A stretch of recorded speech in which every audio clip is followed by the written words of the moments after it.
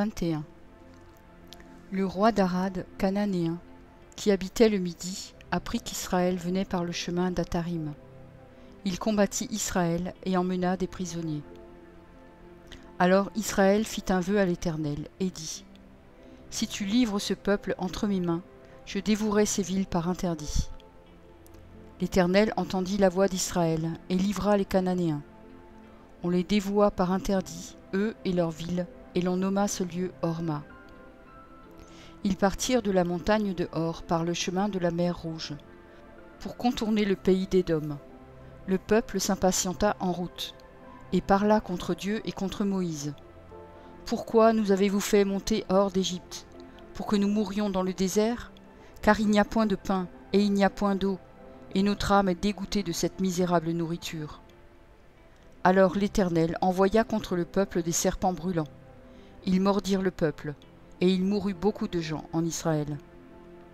Le peuple vint à Moïse et dit : Nous avons péché car nous avons parlé contre l'Éternel et contre toi. Prie l'Éternel, afin qu'il éloigne de nous ces serpents. Moïse pria pour le peuple. L'Éternel dit à Moïse : Fais-toi un serpent brûlant, et place-le sur une perche. Quiconque aura été mordu et le regardera conservera la vie. Moïse fit un serpent d'airain et le plaça sur une perche, et quiconque avait été mordu par un serpent et regardait le serpent d'airain conservait la vie. Les enfants d'Israël partirent et ils campèrent à Oboth. Ils partirent d'Oboth et ils campèrent à Ijé-Abarim, dans le désert qui est vis-à-vis de Moab, vers le soleil levant. De là ils partirent, et ils campèrent dans la vallée de Zéred. De là ils partirent, et ils campèrent de l'autre côté de l'Arnon, qui coule dans le désert en sortant du territoire des Amoréens. Car l'Arnon est la frontière de Moab, entre Moab et les Amoréens. C'est pourquoi il est dit dans le livre des guerres de l'Éternel : Vaeb en Sufa et les torrents de l'Arnon. Et le cours des torrents qui s'étend du côté d'Ar et touche à la frontière de Moab. De là, ils allèrent à Béer. C'est ce Béer où l'Éternel dit à Moïse : Rassemble le peuple et je leur donnerai de l'eau. Alors Israël chanta ce cantique : Monte puis, chantez en son honneur. Puis que des princes ont creusé, que les grands du peuple ont creusé, avec le sceptre, avec leurs bâtons. Du désert ils allèrent à Matana, de Matana à Nahaliel, de Nahaliel à Bamoth, de Bamoth à la vallée qui est dans le territoire de Moab, au sommet du Pisga, en regard du désert. Israël envoya des messagers à Sihon, roi des Amoréens, pour lui dire : Laisse-moi passer par ton pays, nous n'entrerons ni dans les champs, ni dans les vignes, et nous ne boirons pas l'eau des puits. Nous suivrons la route royale, jusqu'à ce que nous ayons franchi ton territoire. Sihon n'accorda point à Israël le passage sur son territoire. Il rassembla tout son peuple et sortit à la rencontre d'Israël dans le désert. Il vint à Jahath et combattit Israël. Israël le frappa du tranchant de l'épée et s'empara de son pays depuis l'Arnon jusqu'au Jabbok, jusqu'à la frontière des enfants d'Ammon, car la frontière des enfants d'Ammon était fortifiée. Israël prit toutes les villes et s'établit dans toutes les villes des Amoréens, à Hesbon et dans toutes les villes de son ressort. Car Hesbon était la ville de Sihon, roi des Amoréens. Il avait fait la guerre au précédent roi de Moab et lui avait enlevé tout son pays jusqu'à l'Arnon. C'est pourquoi les poètes disent : Venez à Hesbon, que la ville de Sihon soit rebâtie et fortifiée. Car il est sorti un feu de Hesbon, une flamme de la ville de Sihon. Elle a dévoré Ar Moab, les habitants des hauteurs de l'Arnon. Malheur à toi, Moab, tu es perdu, peuple de Kémosh. Il a fait de ses fils des fuyards, et il a livré ses filles captives, à Sihon, roi des Amoréens. Nous avons lancé sur eux nos traits, de Hesbon à Dibon tout est détruit. Nous avons étendu nos ravages jusqu'à Nophar, jusqu'à Médéba. Israël s'établit dans le pays des Amoréens.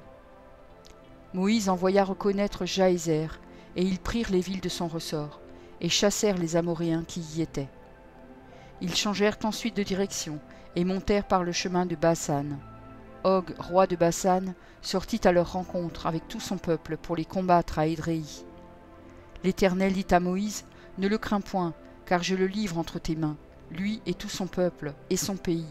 tu le traiteras comme tu as traité Sihon, roi des Amoréens, qui habitait à Hesbon. » Et ils le battirent, lui et ses fils, et tout son peuple, sans en laisser échapper un seul, et ils s'emparèrent de son pays. Nombre 22. Les enfants d'Israël partirent, et ils campèrent dans les plaines de Moab, au-delà du Jourdain, vis-à-vis de Jéricho. Balak, fils de Tsippor, vit tout ce qu'Israël avait fait aux Amoréens. Et Moab fut très effrayé en face d'un peuple aussi nombreux. Il fut saisi de terreur en face des enfants d'Israël. Moab dit aux anciens de Madian, « Cette multitude va dévorer tout ce qui nous entoure, comme le bœuf broute la verdure des champs. » Balak, fils de Tsippor, était alors roi de Moab. Il envoya des messagers auprès de Balaam, fils de Béor, à Pétor sur le fleuve, dans le pays des fils de son peuple, afin de l'appeler et de lui dire, « Voici, un peuple est sorti d'Égypte, il couvre la surface de la terre, et il habite vis-à-vis de moi. Viens, je te prie, maudis-moi ce peuple, car il est plus puissant que moi. Peut-être ainsi pourrais-je le battre et le chasserai-je du pays, car je sais que celui que tu bénis est béni, et que celui que tu maudis est maudit. » Les anciens de Moab et les anciens de Madian partirent, ayant avec eux des présents pour le devin. Ils arrivèrent auprès de Balaam et lui rapportèrent les paroles de Balak. Balaam leur dit, « Passez ici la nuit, et je vous donnerai réponse, d'après ce que l'Éternel me dira. » Et les chefs de Moab restèrent chez Balaam. Dieu vint à Balaam et dit, « Qui sont ces hommes que tu as chez toi ?» Balaam répondit à Dieu, « Balak, fils de Tsippor, roi de Moab, les a envoyés pour me dire, « Voici un peuple est sorti d'Égypte, et il couvre la surface de la terre. Viens donc, maudis-le, peut-être ainsi pourrais-je le combattre et le chasserai-je. » Dieu dit à Balaam, « Tu n'iras point avec eux, tu ne maudiras point ce peuple, car il est béni. » Balaam se leva le matin, et il dit au chef de Balak, « Allez dans votre pays, car l'Éternel refuse de me laisser aller avec vous. » Et les princes de Moab se levèrent, retournèrent auprès de Balak, et dirent, « Balaam a refusé de venir avec nous. » Balak envoya de nouveau des chefs en plus grand nombre et plus considérés que les précédents. Ils arrivèrent auprès de Balaam et lui dirent, « Ainsi parle Balak, fils de Tsippor, que l'on ne t'empêche donc pas de venir vers moi, car je te rendrai beaucoup d'honneur, et je ferai tout ce que tu me diras. Viens, je te prie, maudis-moi ce peuple. » Balaam répondit et dit aux serviteurs de Balak, « Quand Balak me donnerait sa maison pleine d'argent et d'or, je ne pourrais faire aucune chose, ni petite ni grande, contre l'ordre de l'Éternel mon Dieu.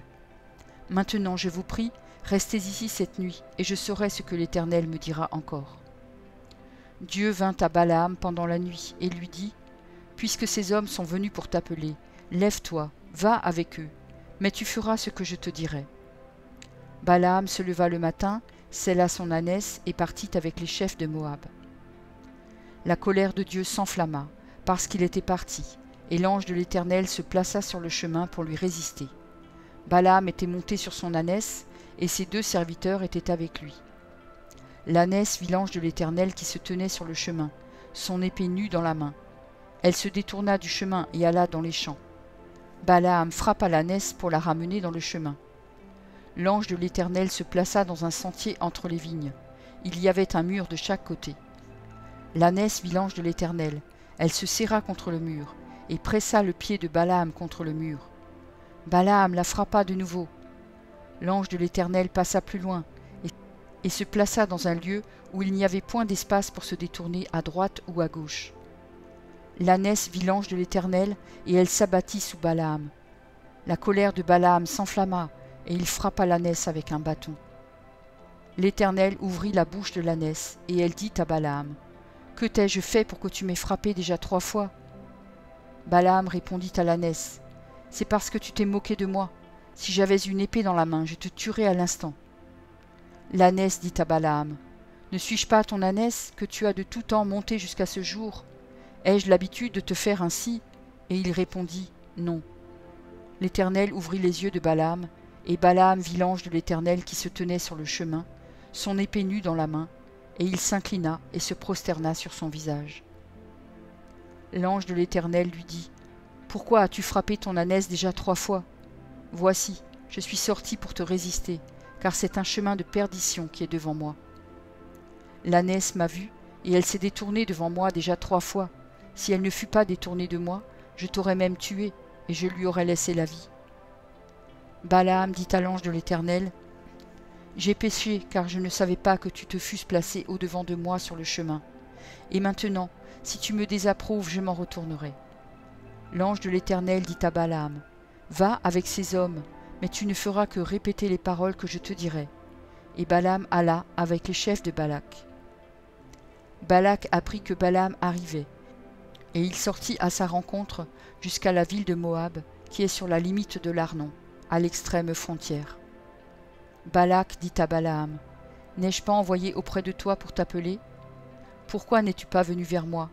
Ne puis-je donc pas te traiter avec honneur? » Balaam dit à Balak, « Voici, je suis venu vers toi maintenant, me sera-t-il permis de dire quoi que ce soit? Je dirai les paroles que Dieu mettra dans ma bouche. » Balaam alla avec Balak, et ils arrivèrent à Kirjath-Hutsot.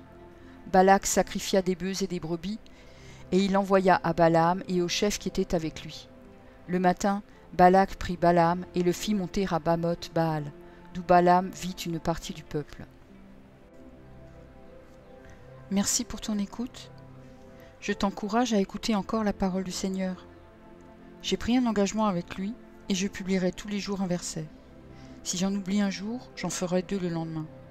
De ton côté, tout ce que tu as à faire, c'est de t'abonner à cette chaîne. Et s'il te plaît, n'oublie pas le pouce bleu. Et si tu veux me laisser un gentil commentaire, c'est aussi apprécié. Pour écouter la suite, clique simplement sur la vidéo du jour suivant, en haut à gauche. Que Dieu te bénisse.